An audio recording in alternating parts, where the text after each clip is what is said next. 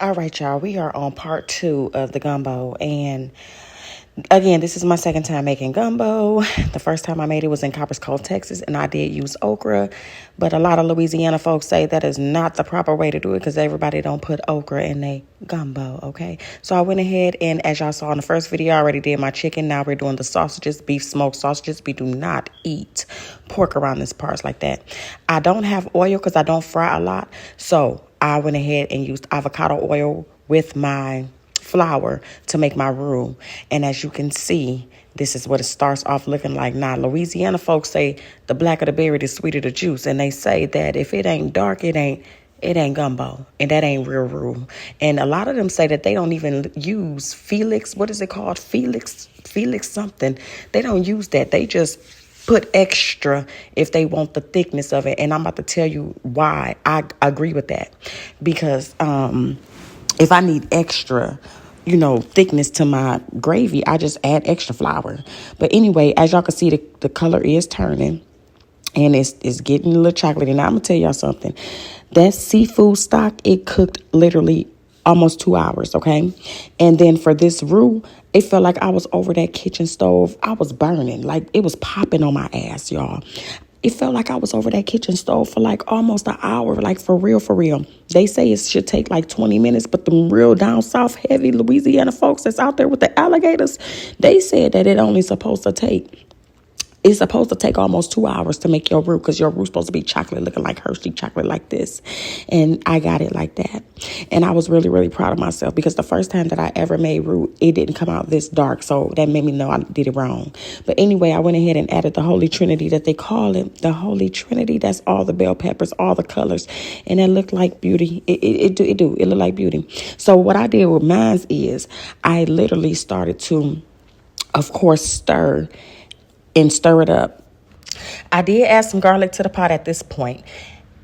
And it's not that I forgot. It was time to go ahead and add some garlic to the goddamn pot. And that's just what it is. You know what I'm saying? Because it don't matter when you put the food in there. Just put it in. It's all going to get cooked the same. And I'm a firm believer of that. Now, anywho, what Cora went ahead and did was I added more chicken stock in there. And then I began to go ahead and get ready to add my meats, my two meats back in there, which is my chicken thighs and my beef smoked sausages. Now, as I was pouring this in there, you don't want that excess grease to get on there, which is avocado oil, but you don't want all of that in there. Make sure you don't. They say you can't have that in there.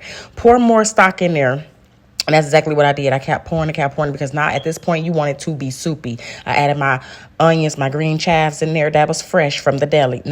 Fresh. You know what I'm saying? Not the deli, because the deli is the meat. And then I began to season my soup. I began to season it. I used Cajun. I used everything that I used. Cajun, all of that good stuff. At this point, now it is gone. Now it's time to literally start getting ready and getting this stuff prepared, baby, for this seafood part. Do you understand what I'm saying? If you don't understand, just pay attention because I'm really, really giving you guys detail by detail on how to do it. It's not a fast video. It's a 5-minute video, almost 6 minutes. But by this time, baby, look at that.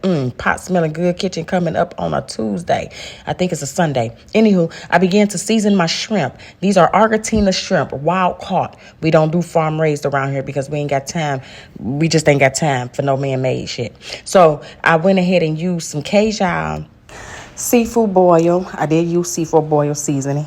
I also used garlic pepper seasoning. And I just mixed it all around, you know what I'm saying? Because you want those flavors to be all over. You don't have to really season shrimp that much. You don't want it to be too salty. Anywho, I went ahead and poured that on into the soup. And then now it's time for the crab part. And we're going to take them crabs, baby, and we're about to bust it down in that soup like that. You know what I'm saying? Put them crabs on in that pot, Cora B. You know, this soup looking pretty damn good and smelling good in this kitchen. I ain't even going to lie to y'all. I mean, I'm doing it. You know what I'm saying? I'm doing it. That's my pot for the rice. You feel me? But I'm doing it. I'm really making real Louisiana gumbo seafood. Now, I'm going to tell y'all something. They said that it ain't real seafood if you ain't got no homemade real stock. Seafood stock, baby. So I used all of it. And let me tell you, my house was really smelling so good. And I got some corn going so good. Too, everything in this kitchen is homemade except for this corn. Okay, the corn came out the bag. All I had to do was warm that up and it was frozen. Added my rosemary, my bay leaf, and bam, we are done. Cora B is done. And look at it. Just look at it. It's looking good. It's looking good. I mean, I like the flavors. I'm looking at the flavors. I'm looking at the way that the darkness of the soup. They said it gotta be black. It's like, no, they said it gotta be dark. The blacker the berry, the sweeter the juice. That's what they told me now. But anywho, yeah. So I ended up getting some plates. Now mine's a little sloppy. I ain't clean my plate off, but I did make it pretty. I ain't cleaning my plate. I don't clean my. We finna eat all of this. We might lick the bowls too, and that's exactly what happened. Look at that. Oh, what a delish. Now that is a seafood gumbo meal, baby. I think I did the damn thing. I believe. Tell me what y'all thoughts is, Louisiana people. You got to be from Louisiana to judge me. If you ain't from Louisiana, you can't judge me. I don't care if you a chef. You got to be from Louisiana to judge this dish. The end. And tell me what you feel I could have did better. Better.